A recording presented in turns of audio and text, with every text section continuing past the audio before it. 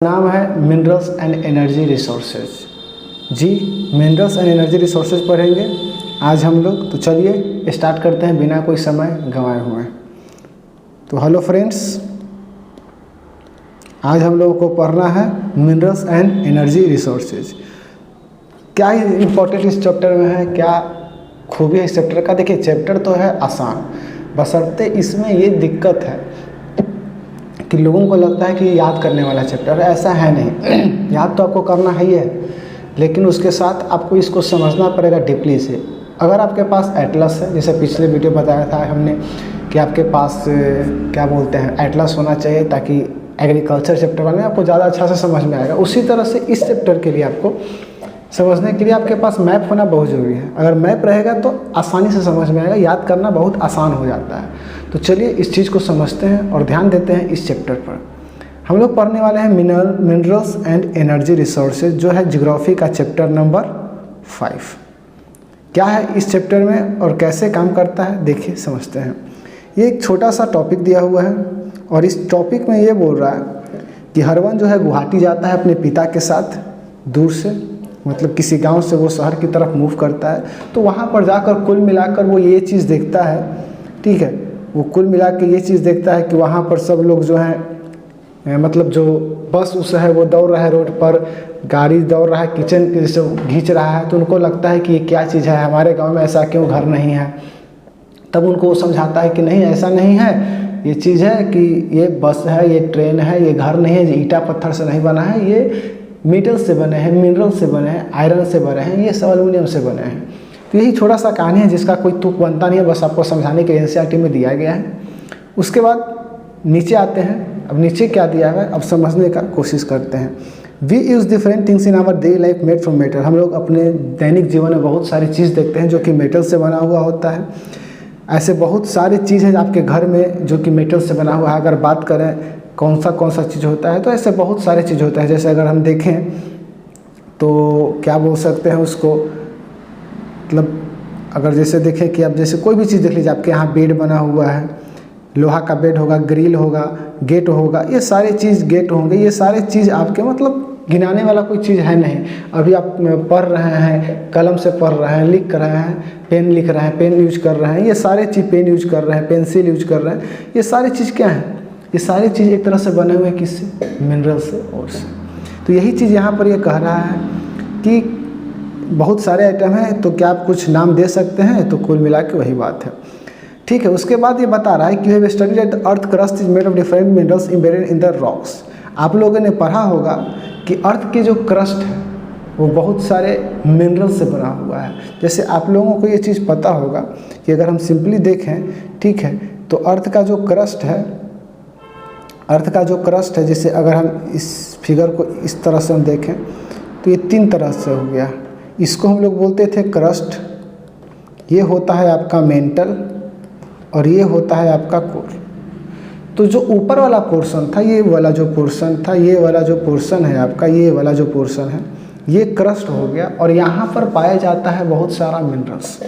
यहाँ पर क्या पाया जाता है, यहाँ पर पाया जाएगा आपका मिनरल्स, यहाँ पर आपको पाया जाएगा मिनरल्स। तो इस मिनरल्स में ये जो पोर्शन है, ये मिनरल्स वाला पोर्शन यही है, ठीक है। और इसके निकलने के मिनरल्स यहीं पर क्यों पाए जाते हैं, इसका बहुत तरह अगर जानना चाहेंगे तो ज्योग्राफी में बहुत डीप टॉपिक है जिसके लिए आपको समझना पड़ेगा, लेकिन आप उतना नहीं चलते हैं। बस इतना चाहिए कि जो मेन पोर्शन है क्रस्ट, अर्थ का जो ऊपरी लेयर है, यानी अपर लेयर जो अर्थ का है, यानी अपर लेयर, अर्थ का जो अपर लेयर है, उसी को हम लोग बोलते हैं क्रस्ट, और उसी में पाया जाता है मिनरल्स।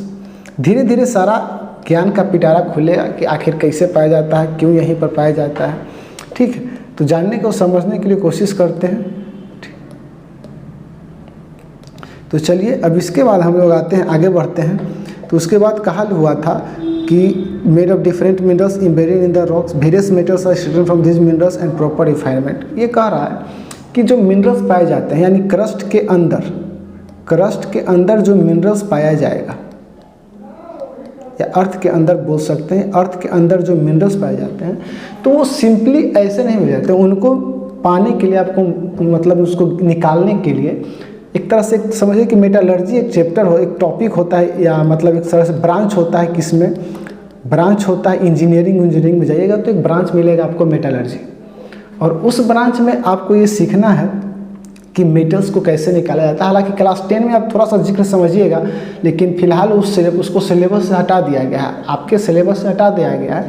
यानी मतलब 23 वाले जो सेशन बच्चे कर रहे हैं उस सेशन में इस टॉपिक को हटा दिया गया है, क्योंकि वहाँ पर केमिस्ट्री में आप जब मेटल पढ़िएगा, मेटल्स एंड नॉन मेटल्स, तो वहाँ पर थोड़ा सा दिया हुआ है कि ग्रेविटेशनल होता है, फ्लोटेशन प्रोसेसर होता है, इस तरह से आपका फ्लोटेशन प्रोसेस होता है, तो वहाँ पर थोड़ा सा जिक्र हुआ है, तो वहाँ पर आप जान सकते हैं, ठीक है।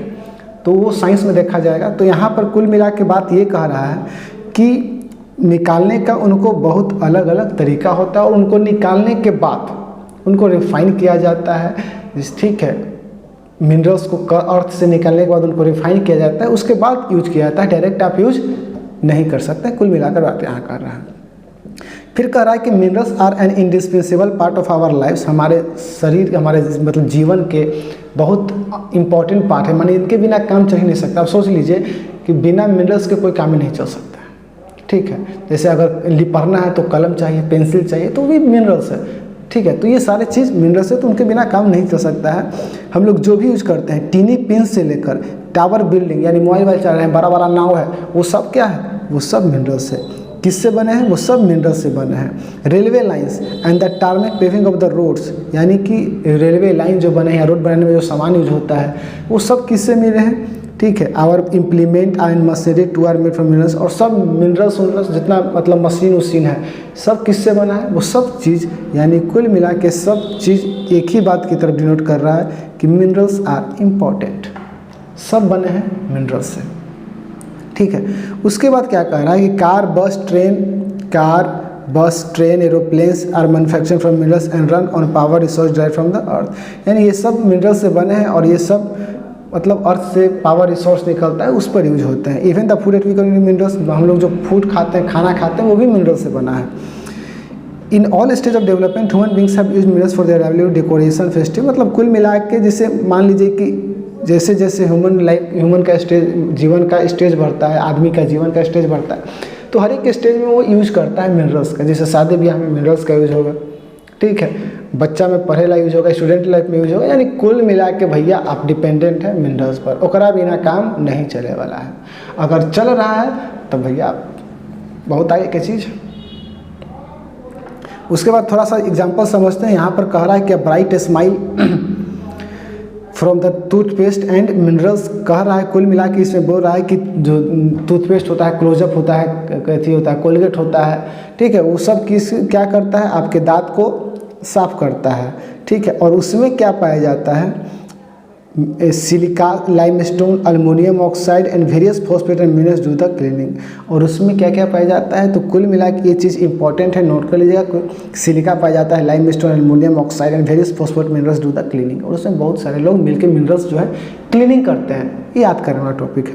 Fluoride which is use to reduce cavities comes from fluoride, mineral जो मतलब यूज करता है कैविटी को कम करने के लिए, किसका यूज किया जाता है? तो फ्लोराइड जो है यूज करता है किसमें? कैविटी को कम करने के लिए। कैविटीज का मतलब समझ रहे हैं, छेहर जैसा हो जाता है, दांत में छेहर जैसा हो जाएगा, तो उस सब कैविटी को कम करने के लिए यूज किया जाता है फ्लोराइड का, ठीक है। Most toothpaste are made of white with titanium oxide, मतलब टूथपेस्ट को वाइट बनाने के लिए, यानी कुल मिला के इस चीज़ को इधर देखते हैं, यानी कि जो टूथपेस्ट होता है उसको, उजला जो टूथपेस्ट होता है उसमें उजला उसको बनाने के लिए क्या यूज किया जाता है? टाइटेनियम ऑक्साइड यूज किया जाता है, जो किससे निकलता है? इल्मेनाइट एंड एनाटाज, कुछ मिनरल्स होगा, बहुत भारी वर्ड है, तो कुल उससे ये मिलता है। The sparkle in some toothpaste comes from mica, sparkle कैसे आता है? चमक कैसे आता है? टूथपेस्ट में मीका से आता है, माइका बोलते हैं उसको। The toothbrush and tube containing the paste are made of plastic, और वहाँ तक कि जब प्लास्टिक, जो टूथपेस्ट का होता है वो प्लास्टिक जो होता है वो किससे आता है? पेट्रोलियम से, मिनरल से। कुल मिला के सब चीज़ A to Z cheese mineral से ही मिल रहा है, और कुछ कहने का मतलब नहीं। कुल मिला के इसका समरी यही बन रहा है, कुल मिला के इसका समरी एक बन रहा है कि मिनरल्स का सारा खेल है। इसमें इम्पोर्टेंट अगर हम बता दें तो याद रखने के लिए आप रख सकते हैं, याद करने के लिए जैसे आप देख लेते हैं यहाँ पर इम्पोर्टेंट क्या क्या हो सकता है। तो यहाँ पर ये silica, limestone, aluminium oxide, various phosphate minerals to cleaning, fluoride cavity कम करने के लिए, टाइटेनियम ऑक्साइड यूज किया जाता है, ठीक है, और स्पार्कल इन सब वेस्ट कम्स फ्रॉम माइका। ये सारे चीज़ दिए हुए हैं। अब थोड़ा नीचे की तरफ मूव करते हैं, उसके बाद क्या कह रहा है, तो all living things need minerals, यानी कि सभी लिविंग थिंग्स समझाने का जरूरत है नहीं, उनको चाहिए मिनरल। कैसे, तो life process can not occur without minerals. हमारा जो लाइफ प्रोसेस है, लाइफ प्रोसेस मतलब आप समझ गए होंगे, बायोलॉजी में बहुत बढ़िया से पढ़े होंगे life process chapter, digestion, respiration, मतलब सारा चीज़, ठीक है, वो सारा चीज़ पढ़ चुके हैं, और वो बिना मिनरल्स के भैया नहीं होने वाला है, ठीक है। Although our minerals intake represent only 0.2% of total intake of nutrient, यानी कि कुल मिला के करा, यद्यपि हमारा mineral intake represents only about 0.3% of our total, यानी टोटल जो न्यूट्रिएंट्स हम लोग लेते हैं उसमें मिनरल्स जो है 0.3% ही होता है। They are so potent and so important that without them we will not able to utilize the anti food stuff। यानी कुल मिला के बात है कि 0.3% के बिना आप 99.7% फूड स्टफ्स जो है उसको आप यूटिलाइज नहीं कर सकते, उससे आप गेन प्राप्त नहीं कर सकते। यानी 0.3% समझ रहे हैं कितना इम्पोर्टेंट है। तो कुल मिला के बात यहाँ पर आके अटक गया कि बहुत इम्पोर्टेंट है, यानी खानों खा रहे हैं तो जी माने मिनरल्स के बिना नहीं जी सकते हैं, समझ रहे हैं, बड़ा खतरनाक चीज़ है। अब बड़ा सवाल उठता है कि व्हाट इज़ मिनरल्स, मिनरल्स है क्या। तो मिनरल क्या है, मिनरल ने जियोलॉजिस्ट ने बताया है कि व्हाट इज़ मिनरल्स। तो मिनरल्स क्या है, सवाल उठा है और इसमें जवाब मिलता है कि मिनरल क्या है, mineral is a homogeneous naturally occurring substance with a definite internal structure. कुल मिला के बात ये कर रहा है कि स्ट्रक्चर जो है फिक्स है और उसमें होमोजीनियस टाइप के सब्सटेंस जो पाए जाने, यानी इसको हम डीपली अगर आगे हम समझाएंगे तो वहाँ समझ में आएगा।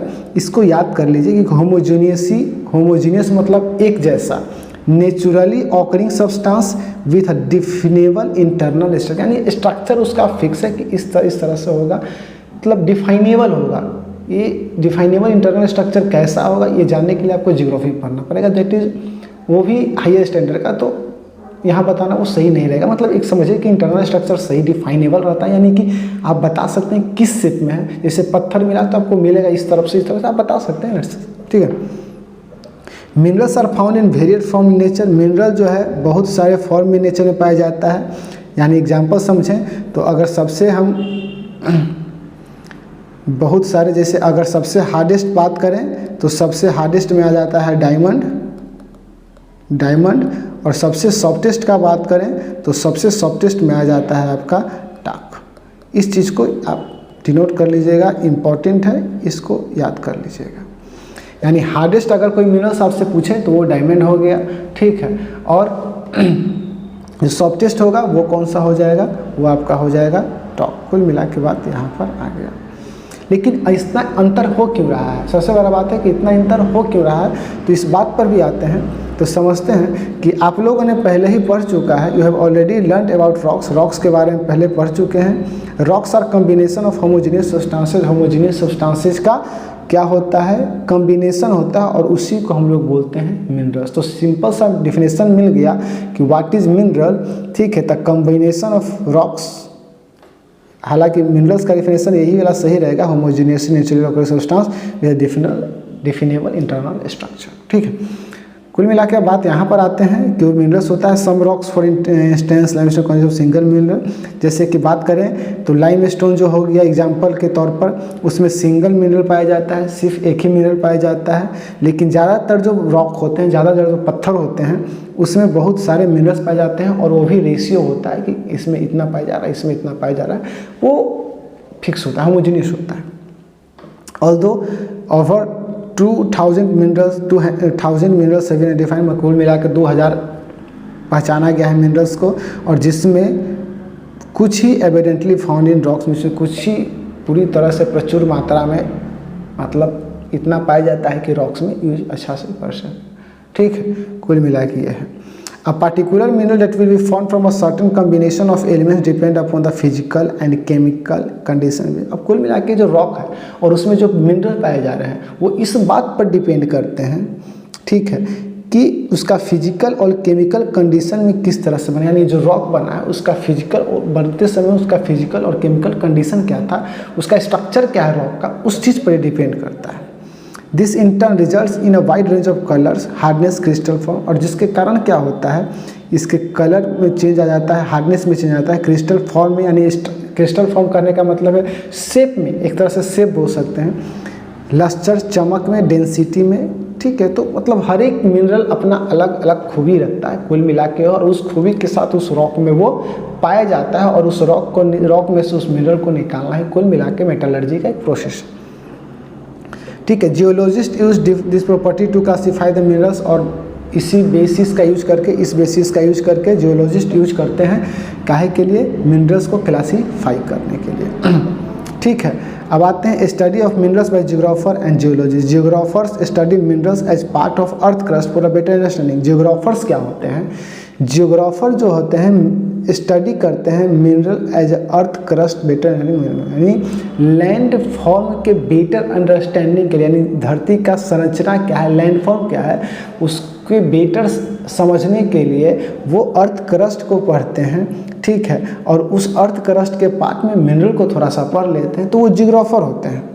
The distribution of minerals resources are of interest to geographer, और मिनरल्स कहाँ कितना पाया जा रहा है, किस लैंड फॉर्म में पाया जा रहा है, इसका यूज कितना है, तो इस सब इंटरेस्टेड है जियोग्राफर्स, ये लेते हैं। लेकिन जियोलॉजिस्ट क्या होते हैं, is interested in the formation of minerals, their age and physical composition. कुल मिला के बाद देखिए समझिए, यहाँ पर ऐसा है कि भैया जो जियोग्राफर होंगे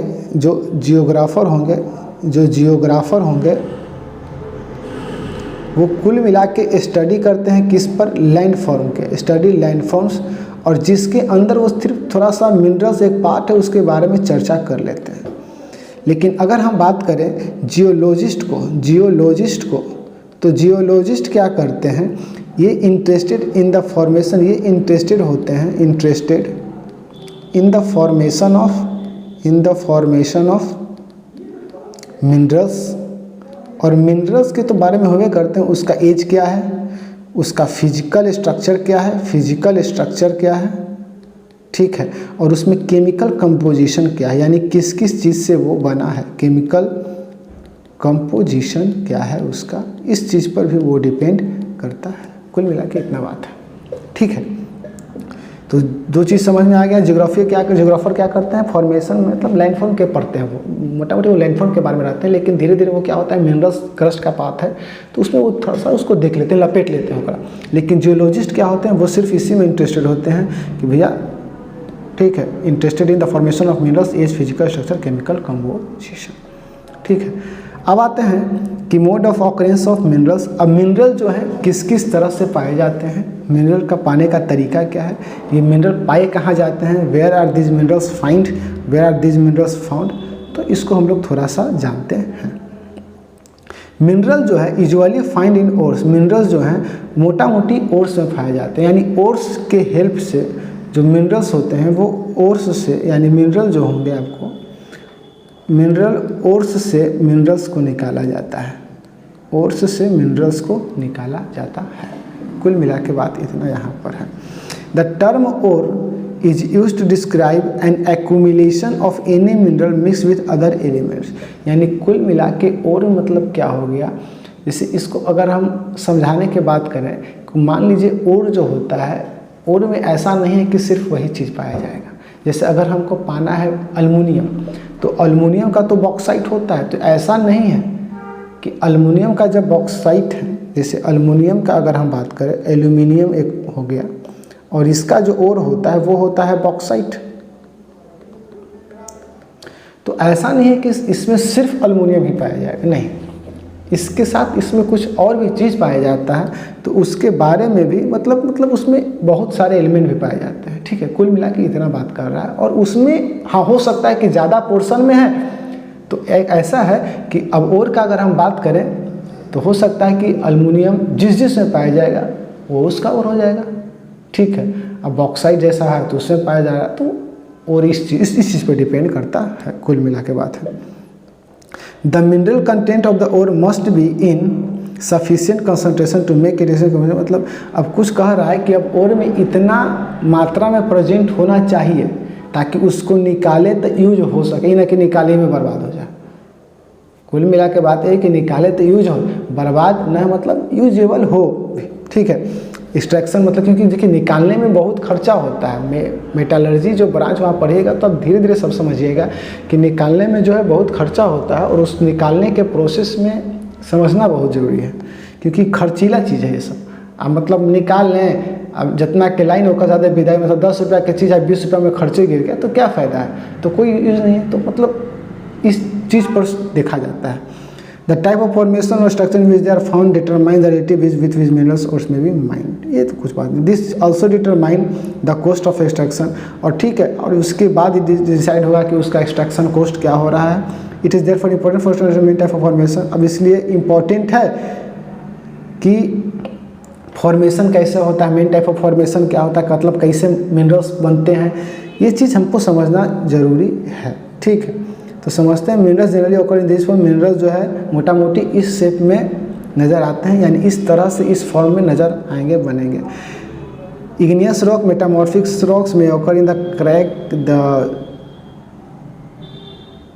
ठीक है। इस चीज़ को हम थोड़ा सा समझाते हैं। यहाँ पर एक पेज है, यहाँ पर देखिए, समझिए। ये हो गया आपका अर्थ, ये हो गया आपका अर्थ, ये हो गया क्रस्ट, ये हो गया मेंटल, ठीक है। बीच में एक जो पोर्शन आता है वो होता है एस्थेनोस्फेयर, एस्थेनोस्फेयर, ठीक है। अब ये यहाँ पर जो ये एस्थेनोस्फेयर होता है, वहाँ पर क्या होता है कि एस्थेनोस्फेयर जो होता है वो लिक्विड शेप में होता है, यानी ये मोल्टेन होता है। यहाँ पर क्या होता है, ये मोल्टेन होता है, प्लाज्मा तरह से जैसे बोल सकते हैं, और इसमें बहुत ज़्यादा हीट होता है, ठीक है। अब यहाँ पर ये क्रस्ट हो गया, मान ले लेते हैं यहाँ पर ये क्रस्ट है, ये क्रस्ट हो गया इस तरह से, ऊपरी पोर्शन है। तो क्या होता है कि यहाँ पर मोटा मोटी क्रस्ट जो है 7 को मोटा मोटी प्लेट है, और यहीं पर ही तैरते रहता है एस्थेनोस्फेयर पर अर्थ हमारा। होता क्या है कि नीचे से मेंटल जो है इसमें बहुत तरह इस तरह से तरंग निकलता है, इस कन्वेक्शन करंट इसको बोल सकते हैं, कंडक्शन भी बोलते हैं शायद। तो ये इस पर फोर्स लगाता है, और फोर्स लगाता है तो कहीं से क्या हो जाता है, कहीं पर जाकर यहाँ पर अगर मान लीजिए लगाया, यहाँ पर ही लगा दिया तो यहाँ पर ही टूट जाएगा, यहाँ पर कमज़ोर हो जाएगा यह पोर्शन, और ये पोर्शन कमज़ोर होगा तो यहाँ पर से आ जाएगा तुम्हारा अर्थक्वेक आएगा, यहाँ पर आ जाता है आपका, यहाँ पर आपका अर्थक्वेक आ जाता है, ठीक है। अब जब अर्थक्वेक आ रहा है, ठीक है, तो यही अर्थक्वेक जब निकला, इस तरह से जब निकला, ये मान लीजिए ये आपका क्रस्ट था, इस तरह से ये आपका क्रस्ट था, और यहाँ पर ये मोल्टेन निकला, ये अंदर से ये आपका मोल्टेन निकला, यहाँ से ये निकला, और ये इस तरफ से गया, इस तरह से बहता होगा, गूगल में देखिएगा तो आपको समझ में आएगा। और ये अभी प्लाज्मा रूप में या लिक्विड शेप में रहता है, फिगर मूवी में आप देखे होंगे। और ये जब जाके यहाँ पर जमता है तो इससे जो रॉक बनता है उसको बोलते हैं इग्नियस रॉक, ठीक है। और यहाँ पर ये जो मोल्टेन पाया जा रहा है, यहाँ पर धरती के अंदर जो मोल्टेन पाया जा रहा है, ठीक है, ये कि मैग्मा जो मैग्मा मोल्टेन रूप में रहता है, मैग्मा जो पाया जा रहा है इसको मैग्मा ही बोल सकते हैं। मैग्मा जो होता है, ठीक है, मैग्मा जो होता है वो उसी में सारा मिनरल्स होता है, क्योंकि अर्थ जो है अंदर खनिजों से भरा हुआ है। तो कुल मिला के जहाँ पर इग्नियस रॉक गिरा, जहाँ पर ज़्यादा प्लेट्यूज होगा, जहाँ पर, क्योंकि प्लेट्यूज सब जो बनता है वो किससे बनता है, इसी चीज़ से, तो जहाँ पर प्लेट्यूज सब होगा वहाँ पर इग्नियस रॉक होगा। उसके बाद एक रॉक आता है सेडिमेंट्री रॉक, और उसके बाद एक आता है मेटामॉर्फिक रॉक, मेटामॉर्फिक रॉक कुल मिला के। तो ध्यान देने बात वाली ये है कि इग्नियस रॉक जो होगा, ठीक है, इग्नियस रॉक जो होगा, इग्नियस रॉक जो होगा और मेटामॉर्फिक रॉक्स, यही चीज़ यहाँ पर कह रहा है, इग्नियस रॉक और मेटामॉर्फिक रॉक जो होगा, ठीक है, यहाँ पर ज़्यादातर मिनरल्स पाया जाता है। इसीलिए आप जब इंडिया का मैप देखिएगा, इंडिया का जब आप मैप देखिएगा तो यहाँ पर ये वाला जो पोर्शन है यहाँ पर मिनरल्स ज़्यादा पाया जाता है। क्यों? क्योंकि यहाँ पर ये बहुत पुराना इतिहास है और यहाँ पर इग्नियस रॉक ये सब जो है, ब्लैक सॉइल सब ज़्यादा पाया जाता है, प्लेट्यू ज़्यादा है। तो जहाँ पर ज़्यादा प्लेट्यू होगा वहीं पर ज़्यादा मिनरल्स पाया जाएगा। तो ज़्यादातर मिनरल्स यहीं पर पाए जाते हैं। तो इसमें कुल मिला के पाया जाता है और इसी रॉक में से मिनरल्स को निकालना मेटालर्जी कहलाता है। और वो जो मिनरल निकलता है वो किससे निकलता है? ओर्स से निकलता है। एक पत्थर उसमें ओर बोलते हैं और उस ओर से मिनरल्स को निकाला जाता है। कुल मिला के आप इस बात को समझ गए। अगर नहीं समझ में आया तो फिर ज़्यादा डिटेल में जाने की ज़रूरत भी नहीं है, बस इस समझते हैं अब आगे पोर्शन क्या कह रहा है। अब आगे ये बोल रहा है कि इग्नियस और मेटामॉर्फिक रॉक्स मिनरल्स में अकर इन क्रैक्स, सर्विक्स, फॉल्ट और जॉइंट। कुल मिला के क्रैक, सर्विक्स मतलब एक तरह से क्या होता है कि जैसे ये मेटामॉर्फिक रॉक्स है आपका, ये आपका मेटामॉर्फिक रॉक हो गया। यहाँ पर देखते हैं ये आपका हो गया इग्नियस रॉक हो गया, मान लीजिए इग्नियस रॉक हो गया। और यहाँ पर कि क्रैक्स में मतलब इस तरह से बीच बीच में घुसा हुआ रहता है, पाया जाता है ये क्या? मिनरल्स। तो वही चीज़ वो बोल रहा है, ठीक है। उसके बाद ये क्या बोल रहा है? उसके बाद ये यहाँ पर चर्चा है, the smaller occurrence are called veins and the largers are called lodes. यानी ये चीज़ देखिए क्या होता है कि जैसे ये मान लीजिए ये आपका इस तरह से ये है, ठीक है, पत्थर।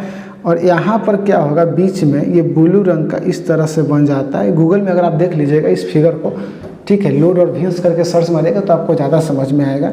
तो बीच में यहाँ पर जैसे क्या होता है कि वो जो भाप जैसा निकलता है, जैसे होता है क्या है कि जैसे पत्थर है और पत्थर से जो मिनरल्स है या भाप जैसा निकल रहा था मैग्मा, तो वहीं पर वो सॉलिडिफाई हो जाता है, यानी वहीं पर वो जम जाता है। जैसे ये मान लीजिए ये धरती है, ठीक है, ये क्रस्ट हो गया, ये क्रस्ट हो गया और यहाँ से निकल रहा था।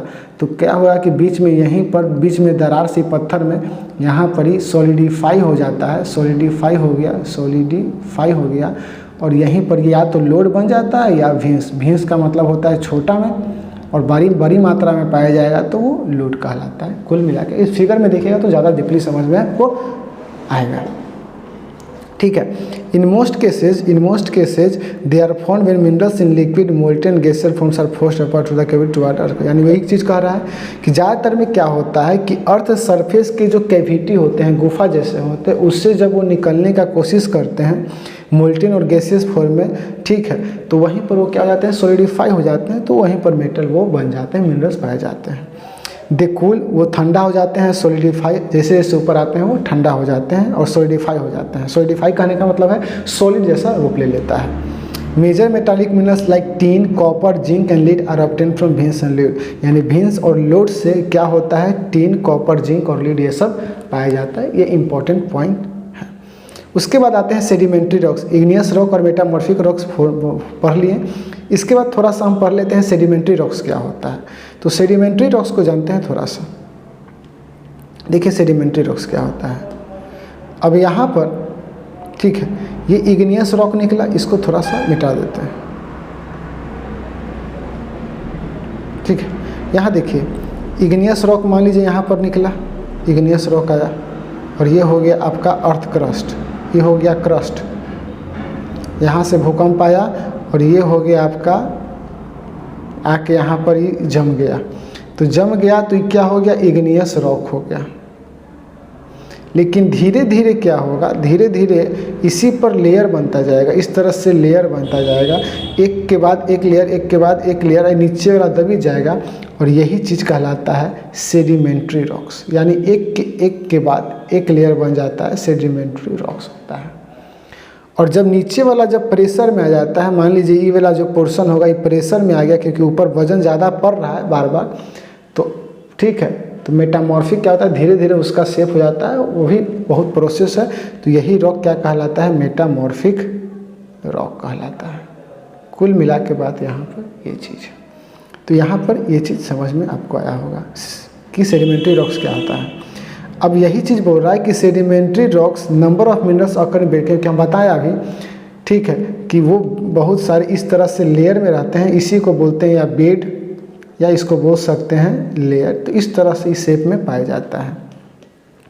तो उसके बाद क्या होता है, they have been formed as a result of deposition, क्योंकि इग्नियस रॉक बार बार आ रहा है तो डिपोजिशन से वो बन रहे हैं। Accumulation of concentration horizontal strata, मतलब इस तरह से ज़मीन जो है उसी पर बार बार आ रहे हैं, इस तरह से बह रहे हैं, यानी ज़मीन पर आ रहा है, इस तरह से आ रहा है आ रहा है आ रहा है, तो एक के बाद एक लेयर एक के बाद एक लेयर ये बनते जा रहा है और इसी पर ये सेडिमेंट्री रॉक्स का फॉर्मेशन हो रहा है।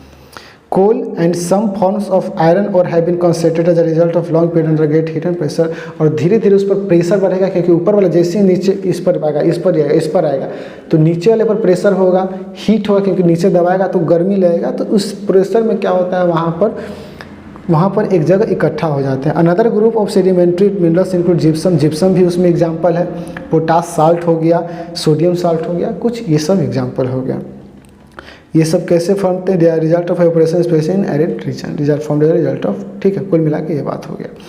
Another mode of formation involves the decomposition of surface rocks, दूसरा जो अनदर मोड ऑफ फॉर्मेशन है वो है decomposition of surface rocks and the removal of soluble constituent living acid mass of weather from this way. तो ये कुल मिला के ये बात क्या बोल रहा है,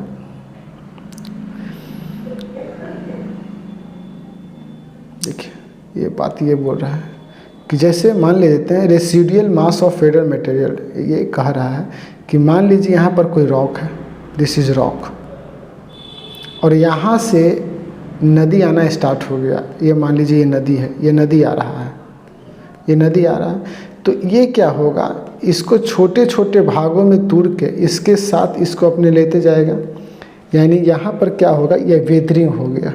वेदरिंग का मतलब आप समझ रहे होंगे, वेदरिंग हो गया, और वेदरिंग जब हुआ, ठीक है, वेदरिंग जब हुआ यहाँ पर ये वेदरिंग हो जाता है, और वेदरिंग जब होता है तो उसके साथ क्या होता है कि छोटा छोटा टुकड़ा में ये दहते जाता है, पानी के साथ दह रहा है दह रहा है दह रहा है, और एक जगह जाके एक्यूमुलेट हो जाता है, यानी डिपोजिशन हो जाता है।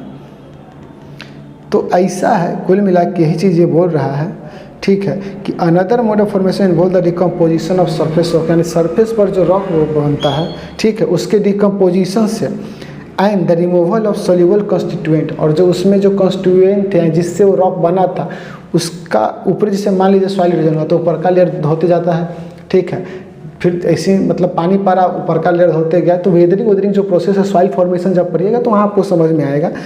तो वेदरिंग होता है तो वहाँ पर वो जो रेसिड्यू होता है उसको भी धोते जाता है, तो वहाँ पर वो जो बनता है डिपोजिशन से, उसके डिपोजिशन से जो रॉक बनता है वो भी आपका क्या कहलाता है, और कंटेन करता है, वो भी आपका और कंटेन करता है। और इसका एग्जांपल है बॉक्साइट, ठीक है। कुल मिला के यहाँ पर तो तीन चीज़ जाने कि इग्नियस और मेटामॉर्फिक रॉक्स में जो फॉर्म होता है वो होता है लोड और व्हीन्स के रूप में पाया जाता है, ठीक है, और सेडिमेंट्री रॉक्स में बेड और लेयर्स के रूप में पाया जाता है, और another residual mass of weathering, यानी वेदरिंग के कारण जो डिपोजिशन होता है वहाँ पर भी वो पाया जाता है। और कुल एग्जांपल यहाँ पर सेडिमेंट्री का एग्जांपल था आपका कोयला वोयला, जिप्सम हो गया, पोटास साल्ट हो गया, लोड व्हीन्स में आपका टीन हो गया, कॉपर हो गया, जिंक हो गया, लीड हो गया, ETC, ये सारे जो चीज़ थे आपका यहाँ पर ये सारे पोर्शन इम्पोर्टेंट थे। उसके बाद आते हैं रेसिडुअल मास। अब आप आता है क्लासिफिकेशन ऑफ मिनरल्स। मिनरल्स का क्लासिफिकेशन करें तो सिंपल सा क्लासिफिकेशन, इस क्लासिफिकेशन को समझ लेते हैं थोड़ा सा। क्लासिफिकेशन का अगर हम बात करें यहाँ पर तो मिनरल्स को दो भाग में बांटा गया है, तीन भाग में बांटा गया है, मेटालिक, नॉन मेटालिक और एनर्जी मिनरल्स। मेटालिक को तीन भाग में बांटा गया है, एक फेरस, ठीक है, नॉन फेरस और प्रीसियस। अब इस चीज़ को समझते हैं। फेरस कहने का मतलब होता है वैसे मेटल्स, वैसे मेटालिक, वैसे मिनरल्स, वैसे जिसमें लोहा का कंटेंट होगा, यानी जिसमें आयरन पाया जाएगा उसको फेरस बोलते हैं। जिसमें आयरन नहीं पाया जाएगा उसको हम नॉन फेरस बोलते हैं। और जो इम्पॉर्टेंट होगा, महंगा चीज़ होगा, प्रीसियस होगा, गोल्ड, वो सब प्रीसियस में डाला गया। जैसे फेरस में आयरन और मैंगनीज, निकल, कोबाल्ट, आयरन और मैंगनीज, निकल, कोबाल्ट, ये सब जिसमें आयरन थोड़ा सा पाया जाता है मात्रा में। नॉन फेरस माने copper, lead, tin, bauxite, ETC, ये सब पाया जाता है। और गोल्ड, सिल्वर, प्लेटिनम, ETC, ये सब पोर्शन यहाँ पर होगा। नॉन मेटालिक में अगर हम देखें तो नॉन मेटालिक में क्या होगा, जिसमें थोड़ा सा भी मेटल नहीं पाया जाए, जैसे mica, salt, sulphur, granite, limestone, marble, sandstone, यानी मार्बल, पत्थर, मार्बल, सैंडस्टोन, ये सब हो गया। इसमें कहाँ पाया जाता है कोई, ठीक है, मेटल्स वेटल्स नहीं ना, तो वही चीज़ है। पोटास हो गया, सल्फर हो गया। अब एनर्जी मिनरल्स, जिससे एनर्जी प्राप्त हो, यानी जिससे हम लोग वी गेन एनर्जी जैसे कोयला हो गया, कोयला से एनर्जी मिलता है, पेट्रोलियम हो गया, नेचुरल गैस हो गया, कुल मिला के यहाँ पर इतने भाग में बांटा गया है। ठीक है, तो आज के लिए हम लोग इतना ही रखते हैं। अभी और थोड़ा सा है, तो चलिए इसको रिवाइज करिए। अगर समझ में नहीं आए तो लिख दीजिएगा कमेंट में, ठीक है। आज के लिए इतना ही रखते हैं। जय हिंद, जय भारत। पढ़ते रहिए और ज़्यादा सोचिएगा नहीं, पढ़ाई करना, क्योंकि एग्ज़ाम अब नज़दीक आ रहा है। चलिए।